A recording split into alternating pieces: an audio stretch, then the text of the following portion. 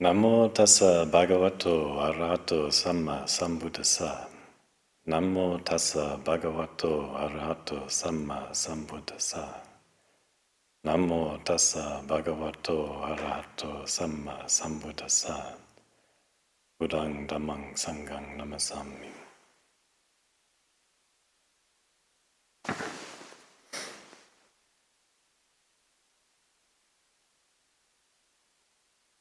It's good to see everyone coming out. I've come a long way on my knees to give this talk. It's I've been very curious to just see what the body and mind do with the anxiety or the anticipation or maybe excitement that can come up with giving one's first Dhamma talk or with stepping into public speaking in general. It's really interesting because I can see, feel my heart beating much more than usual, but not feeling all that anxious. But back in my seat, definitely feeling anxious, at least here and there. It was sometime in my speaking career, giving the speeches in school and at work and just in all those kinds of settings. Just realizing that trying to clamp down and push off this excitement, this adrenaline, was like pushing the gas pedal and the brake pedal at the same time. So it's just maybe a lot of smoke, a lot of peeling out. Definitely just not comfortable.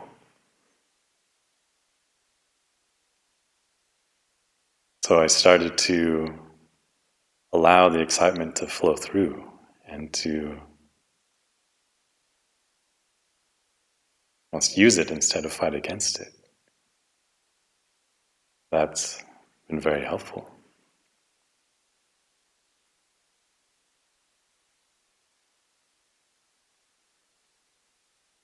It's been a recurring theme here and there for me to think about just how aversion, not wanting something, and trying to push it away, how when I come back to the body, there's usually some tightness somewhere, some, not feeling at ease, at rest, or clamped down, maybe in the stomach or in the chest especially.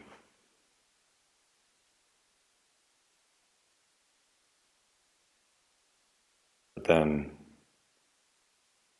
allowing it to be what it is, like not resisting. That allows the body to relax and to be able to even have a torrent of excitement or anxiety going through, but still be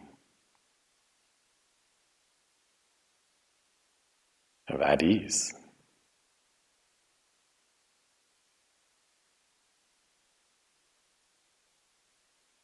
Started thinking of a metaphor of a stream of water and how trying to push things away or clamp things down, resisting, it's like putting dams up. And instead of the water running nice and clear and pure and continually flowing, then it starts getting stagnant. And you have swamps and pond scum and mosquitoes. And pretty soon, it's just not pleasant. So in avoiding something that is perceived as not pleasant, or trying to avoid it, just creating all these problems.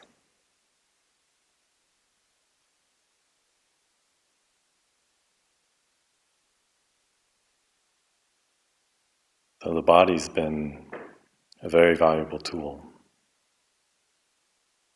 that I'm just starting to get into even more.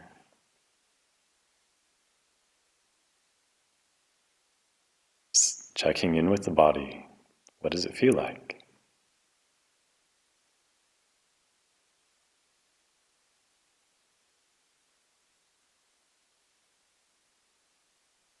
And with various teachers,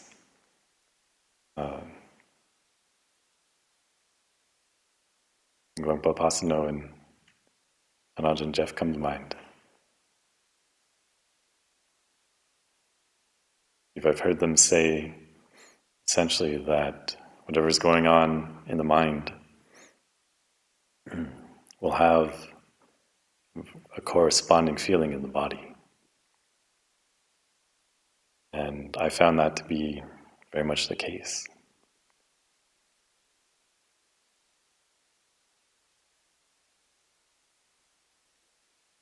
And so starting to look at that with desire, when desire comes up, it's like, oh, what does that feel like in the body? And noticing how it's a little agitating, or just noticing how it starts changing how the body feels and how the tone of the mind is. And contrasting that with perhaps being at ease before then. I think that helps with just loosening the grip a little bit.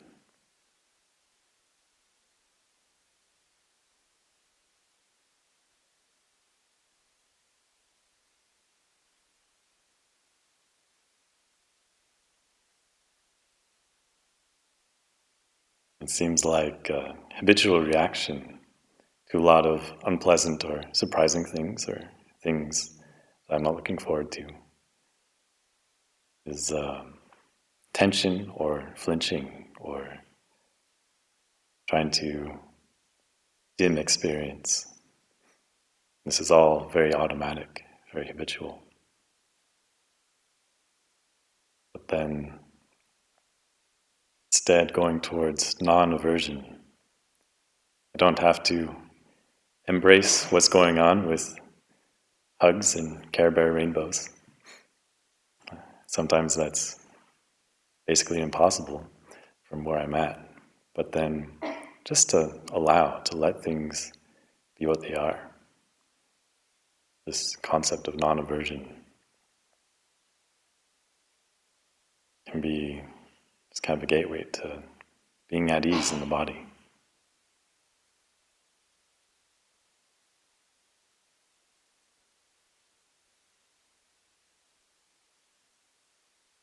Something helpful, a couple things helpful. One of them is the metaphor of being like a screen door, where a breeze can come by and it just goes right through. Doesn't have to jostle things about.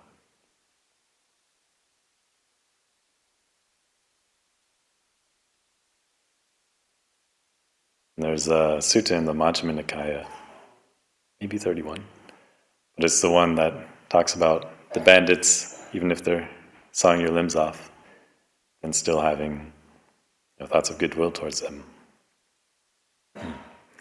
But the other similes in there are very much worth checking out as well. There's one where someone's saying, they have this big brush and a bunch of ink. They're saying, I'm going to write all these things on the air. Just write all sorts of stuff. But just thinking about it, you can wave your paintbrush around all you want and just get that weariness and vexation. So being like that air, that space, where things don't have to make contact, they can just go right through.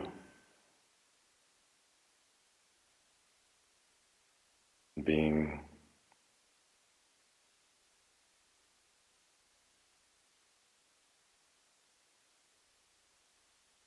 It's very curious thinking about that, feeling in the body and seeing,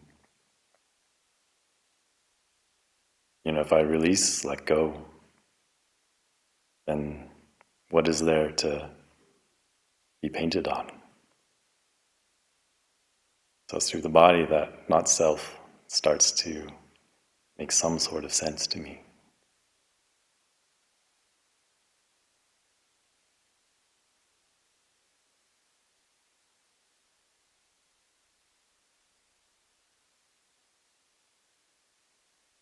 I'll leave that for your reflection.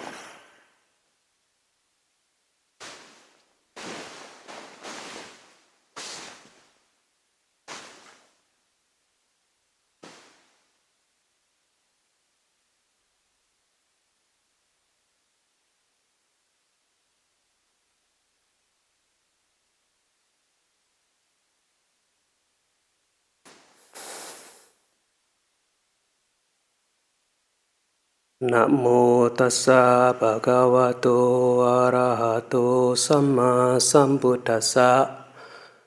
Namo tassa bhagavato arahato samma sambuddhassa.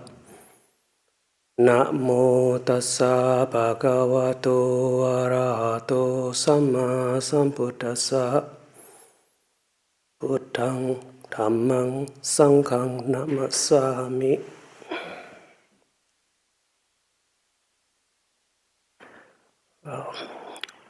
Don't know where to start.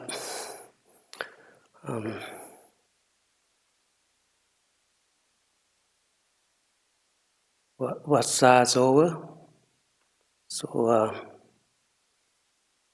happy ending for the Vassa, I guess, to everybody here. And I came here last 5 months ago, and it seemed so quick. All of a sudden, it's already over, and here I am, six Vassa now, and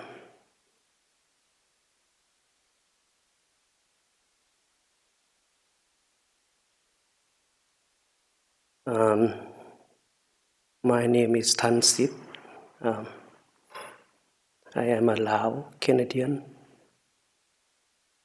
monk, which is I went back to Laos to ordain in Laos for 2 years, and after that I went to Nanachat for training for another 3 years, which is make me 5 Pansa, so I can leave and come here, which is the reason to visit my mom. I didn't really expect to come back to the West that this quick. Actually, I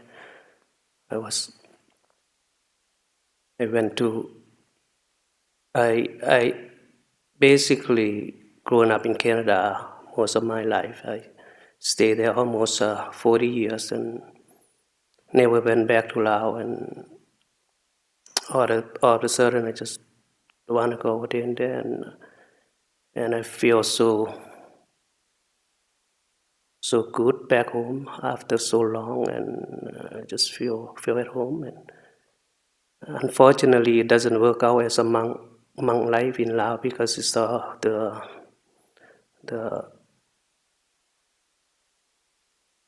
politicians and all the thing that in Laos is not really supported. And so I moved to Thailand to train in there, and it just amazed me every single day to go out to arms round, and I see all these old people. They are so faithful, and they keep all this food, which is it just really hit me that it's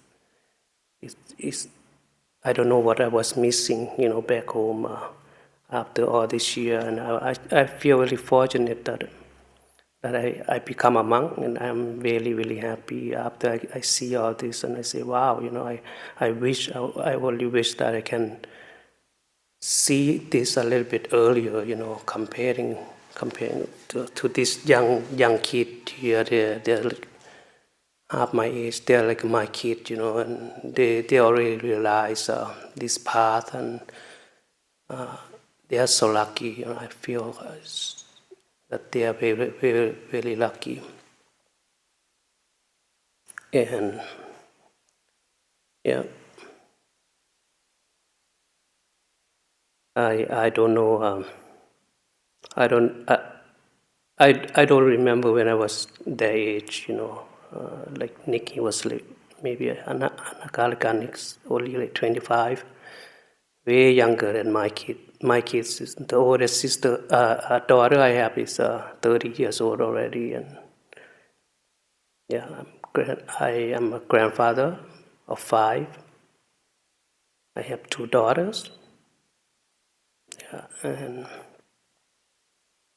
yeah, and I just, when I was their age, I I'm totally opposite than Nick. And Nick is really amazed and astounding as his story, because he's so young, and he never had a drink in his whole life. I mean, that's just mind blowing. Just me, I mean, for this day, and age, is still some people actually have some people like that. I mean, wow, it's amazing. And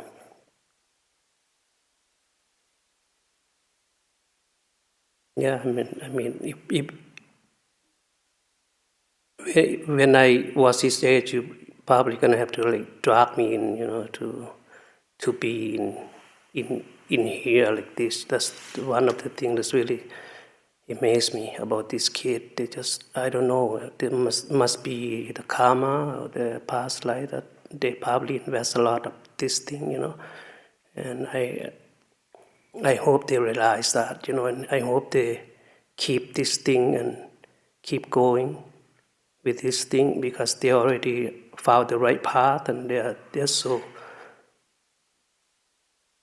young. They have a lot of potential, and they're so smart, and and all these parents, of them, they, I hope they also realize that, the kid is so doing such a good thing for them, and make so much money. It's just like a dream come true, for the Asian parent to have their kid ordained like this for them, and because just like the Buddha said, to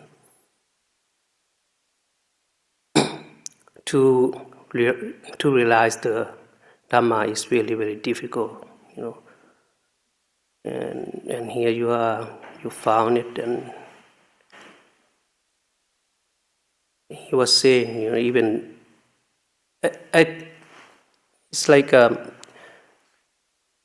it's the best payback to your parent if you ordain for them. You're acting like a bridge for your parent to come in here, and it's the best gift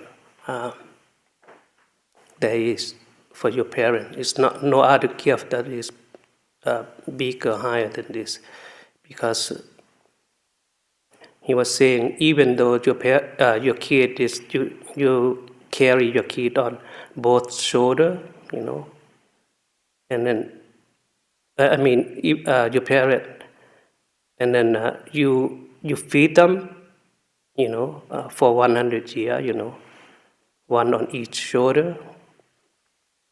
Let them pee on your shoulder, poop on your shoulder. It still doesn't matter. It's not as good as what they did here, ordained for them. So, most of our normal people, the worldly life is, we think, we just, okay, we make a lot of money,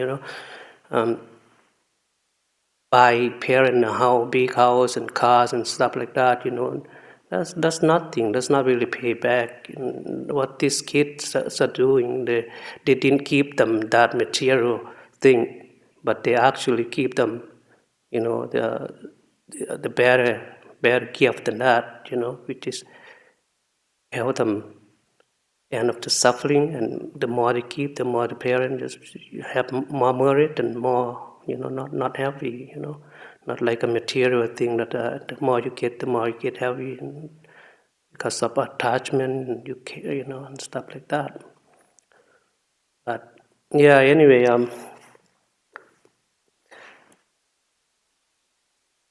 I also would like to thanks everybody here for the support for the community here, the lay people. What you're doing is so good. We also need you, for our monk life, and I would like to also thank the community for taking me in here, and I had such a good experience being here, back here, and it's such a good being in this environment, and all people here just super kind and friendly and really humble and restrained and really helpful. I can go on every each one of them. I just can't describe them. They're just so good. They're so kind. And yeah, after this, I'm gonna go to, after this vassa, after Katina, I'm gonna go to Canada, which is I'm gonna miss them over there. But I'm kind of looking forward to go live with Ajahn Sona. I heard so much good thing about there. Really nice and quiet, and we'll see what happens. And I'm planning to stick around here for a while. I don't have a plan to go back to Thailand yet, because of my mom. She's very old. My mom, she's like 94 now. So that's the reason I come back here, just to be with her. And I think it's really, really important for me to be here. And I'm not thinking about leaving her yet. It's final years, and after that, I don't plan things. It just happen, whatever. I just go with the wind blow me, and for my practice, why I am pretty happy right now, even though I don't get really good meditation that well, but I'm really content with the monkhood, and I know exactly, what I want, and I think it's really important. It's a big burden. I lift up my chest, and yeah.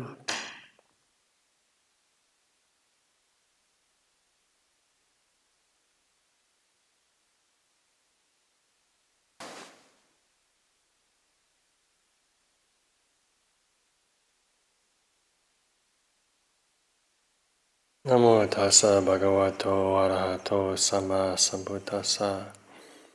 Namo tassa bhagavato arahato sama sambuddhassa. Namo tassa bhagavato arahato sama sambuddhassa. Buddhang dhammang sanghang namasami.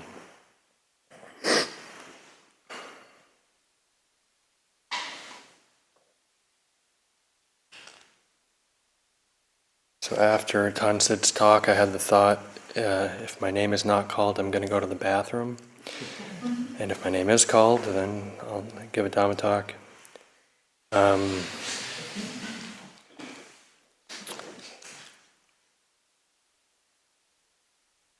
So, that brings us to this.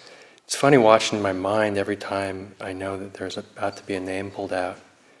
And it's so ridiculous. I was convinced several times that it was going to be my name. It kept not being my name. It's amazing that it's only 10 o'clock right now. Feels like it's a lot later. And there are a lot of us. So I appreciate the Ajahns putting a little container around it.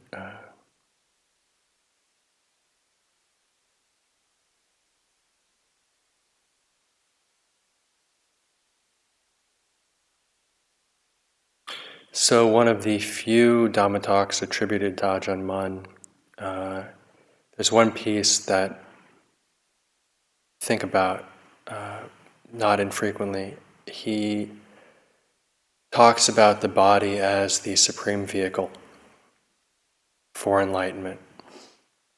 And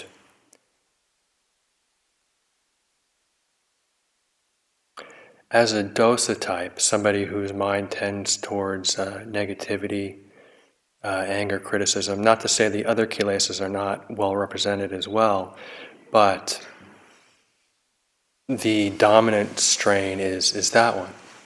So for myself, oftentimes, and more so as I've gotten older, life cannot, I remember when I must have been in college, it was like, this question arose, like, there was a movie, Life is Beautiful, and then there's this comic strip by the guy that created The Simpsons, Matt Groening, called Life is Hell. And I was like, well, which one is it? Because sometimes it seemed, life is beautiful, and then sometimes it seems life is hell. And being a Buddhist now, it helps, because you see it's both. But oftentimes, it does not seem super beautiful. The body is not usually very comfortable. There's a very small range of temperatures, for myself anyway, that feel really nice and pleasant. And it's quite difficult to sort of get it right. Make it pleasant, and it's seemingly impossible to make it pleasant all the time. Certainly the Buddha does just say that straight out. That's not the way things are. So then Ajahn Mun saying that the body is the supreme vehicle to attain enlightenment is something that I derive a great amount of solace from. And I've spent time contemplating and reflecting on. And so certainly for myself, it's a matter of faith. But it is also something that I have faith in. And I think essentially if we relate to the body and then existence as a whole, the senses, the thoughts, the emotions, as something that we hope will give us happiness or peace or well-being, something that we can crack the code on, something that we can get right, life will be pretty frustrating and pretty depressing. Life after life, birth after birth, death after death. But if we can relate to the khandhas, to the body, to existence, to praise and blame, gain and loss, respect and disrespect, pleasure and pain, as a vehicle for enlightenment, then there's possibility. And to me, that's really the only option. That's the skillful way to relate to conditioned experience. And it also makes me think of being on an airplane. I've never flown first class before, or business class, and I imagine they're quite pleasant experiences in some ways. As a monk, you can't lie down, and you're probably not going to be able to eat, depending on what time your flight is, so you might not get all the benefits of flying first class. But anyway, I've only flown economy. And it's not, it gets you where you're going, but you're breathing this reconstituted air. There might be a child screaming.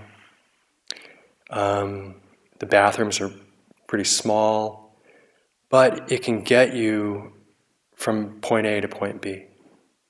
And if you approach the flight as, this flight's going to make me happy, this flight's going to be super comfortable and satisfy all my wishes, everyone's going to be really nice to me, and so on and so forth, it's probably going to be pretty disappointing, pretty frustrating experience. But if it's simply like, I'm going to get on this airplane and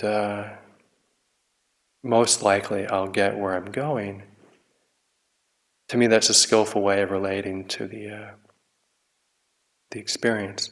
And in a similar way, if we can relate to our lives,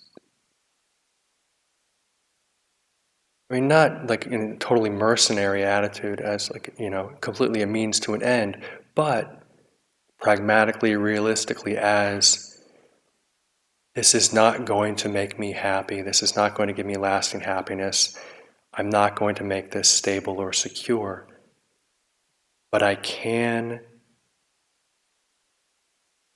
learn to relate to this skillfully. I can use this as a vehicle to realize Nibbana.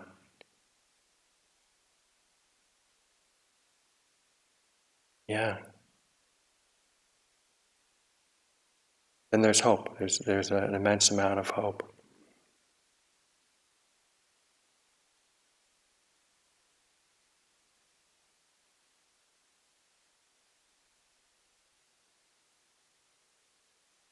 And it does require some recalibrating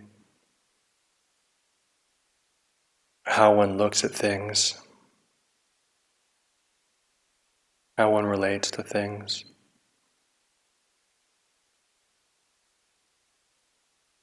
And really a whole restructuring of how one lives one's life, but I don't know what else there is to do, really. And I think that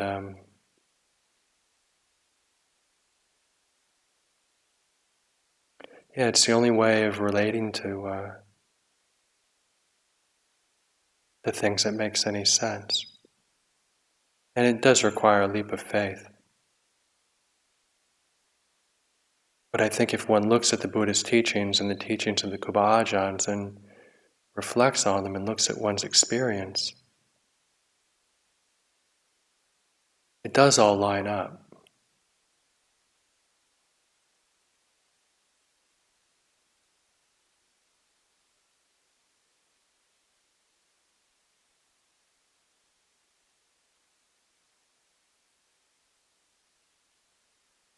And I think for myself, when I approach life as something that I'm hoping to get lasting happiness or satisfaction from, it can be frustrating and it can lead to despair.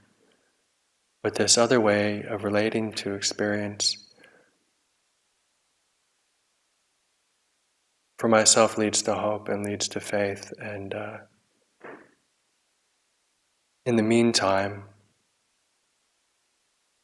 while we're still sort of on the airplane or in the vehicle, on the raft, on the way to enlightenment, that can offer, I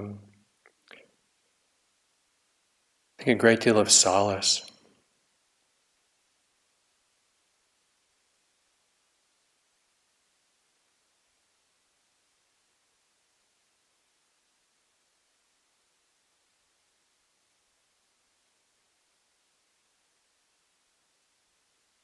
It's interesting because for me it's not a morbid thing and it's not a depressing thing, but I wonder if it sounds that way, To me it's not, it's just a very pragmatic, realistic thing of like, okay, we're in this situation, what do we do? And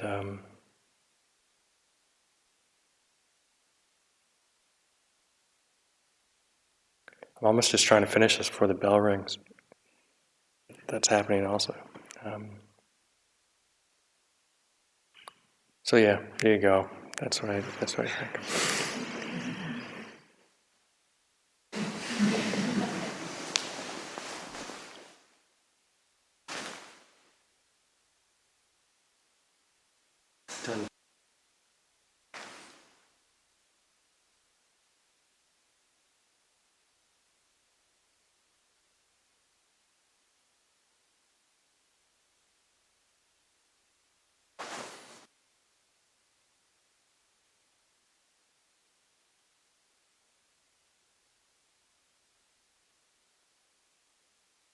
Namo tassa bhagavato arahato samma sambuddhassa. Namo tassa bhagavato arahato samma sambuddhassa. Namo tassa bhagavato arahato samma sambuddhassa. Buddhang dhammang sanghang namasami.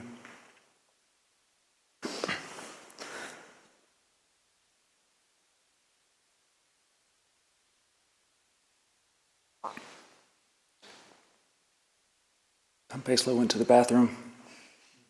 Glad.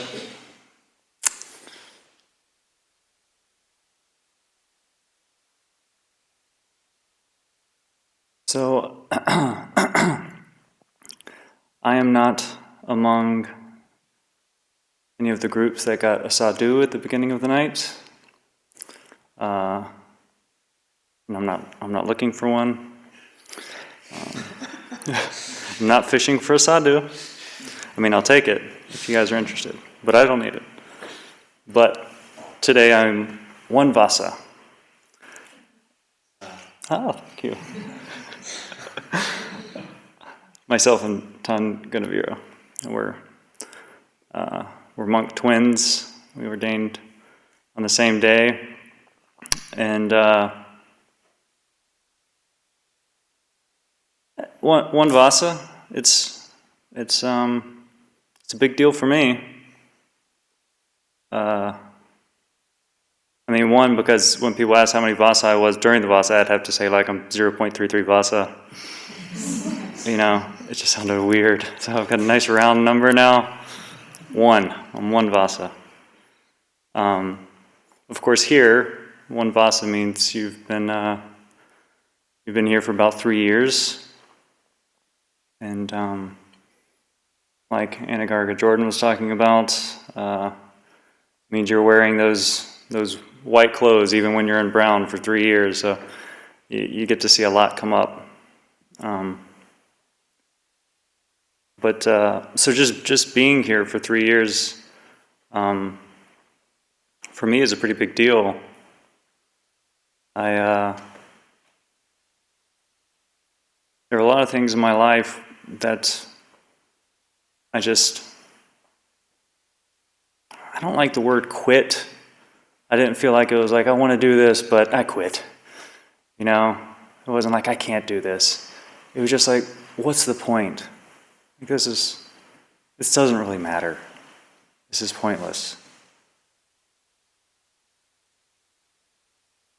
You know, just different jobs, college, the student loans that paid for college. I thought, I don't need to pay these. What's the point? It doesn't matter. Of course, I had to pay them before I came here. So, but there were just a lot of things in my life that I could just kind of dismiss, and it just felt like, God, this just doesn't matter. And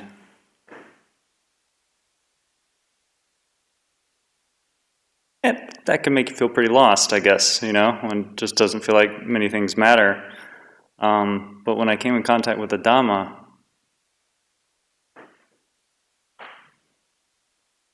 it was, from that moment on, it has been the one thing that I can't dismiss as, it just doesn't matter.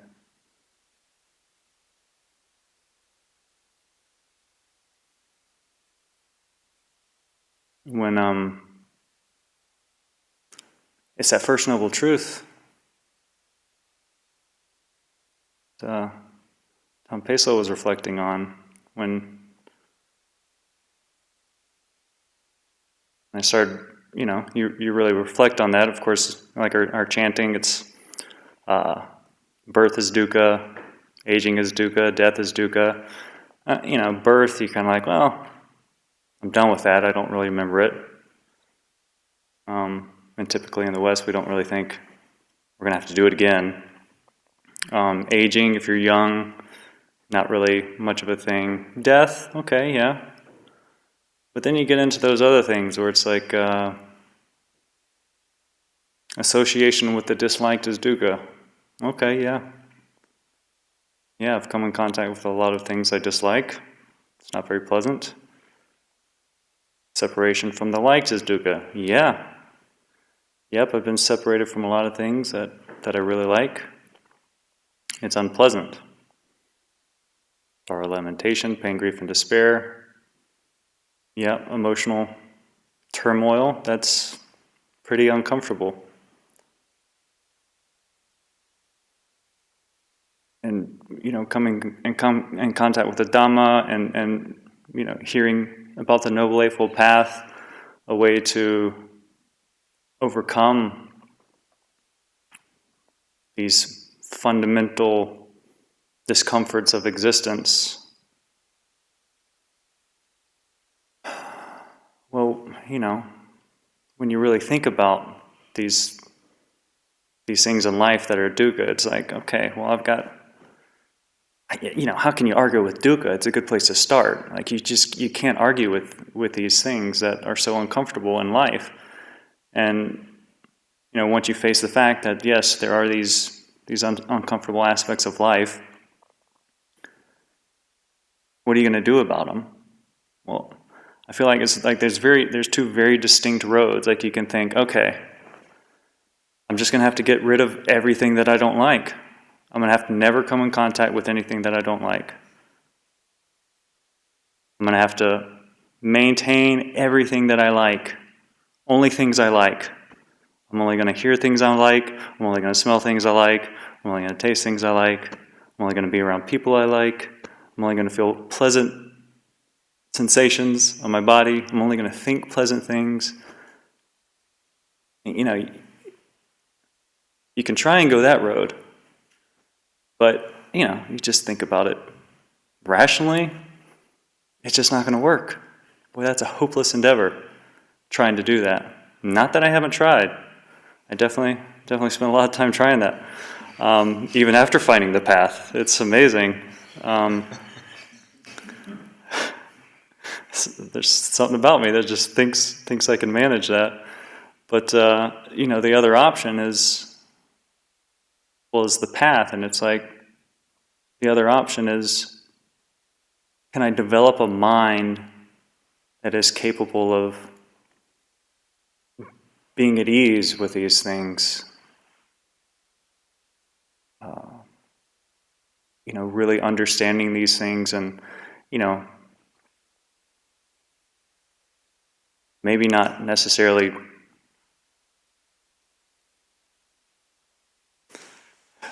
dwelling in bliss all the time, of course, but being able to face these things with an understanding of their nature. And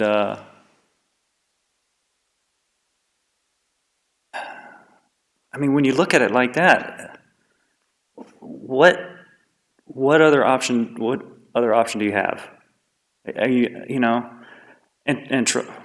I'm talking to me. This Dhamma talk is for me. Like, Tissaro, it's amazing. When you come here, it just becomes so apparent how strong that habit pattern is when I'm uncomfortable, I just want to find something pleasant. When I come in contact with those uncomfortable things, there's just this unconscious compulsion, seek something pleasant. And it's just those things, those pleasant things here at the monastery are so limited. And more power to Nick, not eating sweets, goodness, because that's one of the things, we have here. If you can stick with that, I'm sadhu. Because it's like that's just an easy pleasure button to press, And I wasn't a sweets guy. I wasn't a food guy at all. But I come here, and the habit pattern of trying to escape dukkha and escape these uncomfortable things through pressing that pleasure button is so strong. I'll press that one. And I'm the type of guy that once I find that one of those buttons, I press it until my finger falls off. And I'm surprised I'm not like 200 pounds at this point. So I'm working on it. That's why I'm here. And I know intellectually it's like I know the path is the only practical the only practical antidote to this. But gosh, it just takes some time. It takes some time for those old habit patterns to settle down, and maybe I got to break a few more fingers pressing those pleasure buttons before I really get it together. But it's what other option is there? To just keep doing this work.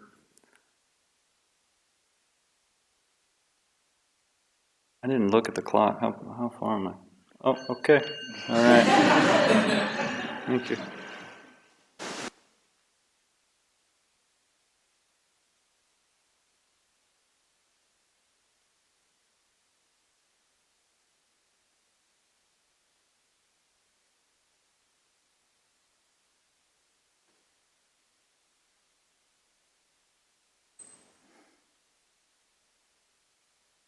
Namo tassa bhagavato arahato samma sambuddhassa. Namo tassa bhagavato arahato samma sambuddhassa. Namo tassa bhagavato arahato samma sambuddhassa. Buddhaṃ dhammāṃ saṅghāṃ namasāmi.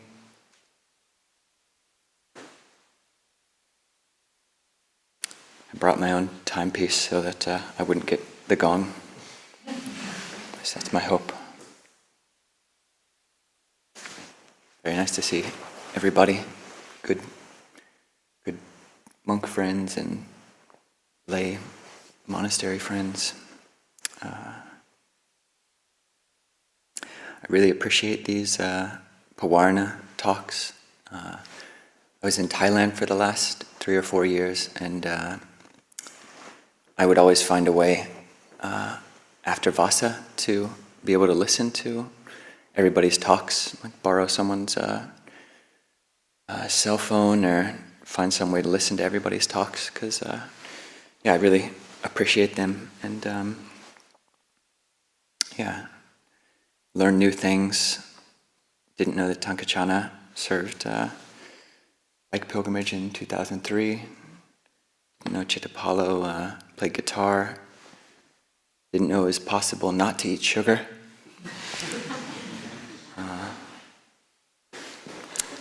It's been a pleasant evening so far. Really appreciated Tom Pesalo's simile of the plane. And I also appreciated listening to Danskey talk, because his voice is so smooth. And as I was listening, a spontaneous simile occurred, which I had never heard before. But it's like his voice is like, it's like white molasses. In like the best way.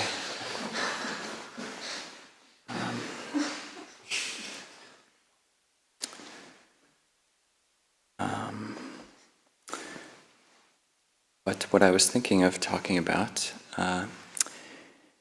is a particular defilement, or a particular kilesa, which I encounter somewhat frequently. And it's not really talked about. I've never heard a Dhamma talk about it, but it is called Arati in Pali. And I love going back to Pali because I see that all these defilements that I experience now, the Buddha was talking about 2,500 years ago. People were experiencing these mind states 2,500 years ago, and the Buddha was able to very clearly label them. So Arati can be translated as discontent or dissatisfaction, and it's used in a number of different contexts in the canon. On the one extreme, it's like dissatisfaction with the holy life. So when monks are thinking about disrobing, they feel Arati. But just on a more mundane level, it's also used. It's one of the 5 kind of foods, or the 5 nutriments for dullness and drowsiness. So for me, how I experience this, pretty much any time I try to increase the number of hours or the amount of time that I meditate per day, there's this resistance, and I experienced it a lot during my 2-week personal retreat, because I had all the time in the day to practice meditation, and I set for me, like a higher goal for daily meditation than usual. So basically, my main meditation object during those 2 weeks was this Arati, this kind of discontent. It's like I sit down or I get on the Jongkron path, and not too long after I'm there, or even before I get there, there's this dissatisfaction, like, actually, I don't really want to meditate. I appreciated Anagārika Jordan's word, like bleak. It just feels so bleak. Like, I want to be a monk, and I appreciate being a monk. I want to be a monk. I'd love to be a monk if I could be a monk for my whole life. But this meditation is just not always pleasant. And for me, it seems like it's not often pleasant. And but yeah, it's like part of the job. It's part of what we do. So I got to do it, but there's not the emotional love of it all the time. So during the retreat, I came up with a neat little acronym, which I'll share with everyone. Technically, never mind. It's a backronym. So a backronym is when you take a word and then you create different other words based on the different letters in that word. So for me, this backronym is change me patiently. Change me patiently. CHANGEME, patiently. So how I use this is basically I can use each one of these letters, which stands for a different wholesome Dhamma, which all have their Pali equivalents as well, which I probably won't have time to relate. But basically use each one of these letters or concepts as a balm or actually a meditation word, which can just soothe this kind of feeling of not wanting to meditate. So I'll just briefly, C is contentment, H, humility, A, acceptance, N, non-aversion, G, gratitude or gentleness, E is easygoingness, M is mudita, and E is equanimity, and patiently is patience. And one needs to do this whole thing patiently. And each one of those is actually really, it can be really powerful. And for me, my mind will get bored with like one single meditation object. So during the retreat and since then, kind of switching it up, like so I can use reflecting on contentment for a particular meditation period. And it can soften the whole feeling of not wanting to be doing this. It's like, okay, content. I've taken robes and I'm content with what I have to do. Humility, okay, this is where I'm at. I don't like it, but I want to like it, and maybe if I keep faking it, I'll make it one day. Acceptance, accept this is where I'm at. Non-aversion, that's the basis of loving kindness, and just not hating the whole process of meditating seems like a wise thing. Gentleness and gratitude. Gratitude is so helpful. It can be such a useful antidote, because really I am grateful. Everything we all see here has been given to us, and appreciating the opportunity. Before becoming a monk, this is all I wanted, is to be a monk and be able to have all the time in the world to meditate. And so just remembering that. And easygoingness, there's a Pali word, sukho, which you never hear talks about either, but just easygoingness, and that's a whole mood. And mudita, equanimity, and patience are all things which are helpful for me to reflect on. And so, yes, thank you all.